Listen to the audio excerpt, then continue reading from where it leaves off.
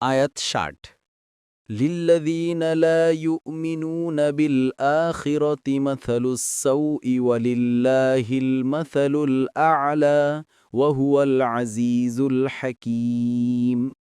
অনুবাদ: যারা আখিরাতে ঈমান রাখে না, যাবতীয় খারাপ উদাহরণ তাদেরই, আর আল্লাহর জন্যই যাবতীয় মহত্তম গুণাগুণ, আর তিনি পরাক্রমশালী, প্রজ্ঞাময়।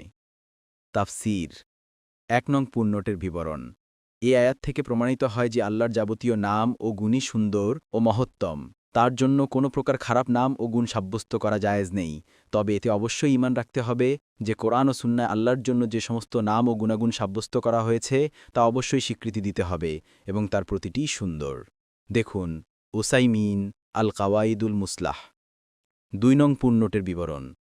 আয়াতের শেষে আল্লাহর দুটি গুণবাচক নাম ব্যবহার করে এদিকে ইঙ্গিত করা হয়েছে যে কন্যা সন্তান জন্মগ্রহণকে বিপদ ও অপমান মনে করা এবং মুখ লুকিয়ে রাখা আল্লাহ তাআলার রহস্যের মোকাবেলা করার নামান্তর।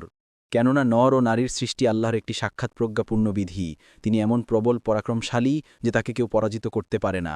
সুতরাং তারা যতই তার দিকে মিথ্যা কথা ও কাজ সম্পর্কযুক্ত করুক না কেন, এটা তার কোনো ক্ষতি করবে না। তিনি তার প্রতিটি কাজ ও কথায় হিকমতপূর্ণ। ফাতহুল কাদির। পরবর্তী তাফসিরে যেতে ভিডিওটি শেষ হওয়ার পূর্বেই এই বক্সে ক্লিক করুন। ভয়েস বা উচ্চারণে অনিচ্ছাকৃত ত্রুটি ক্ষমাসুন্দর দৃষ্টিতে দেখবেন ইনশাআল্লাহ।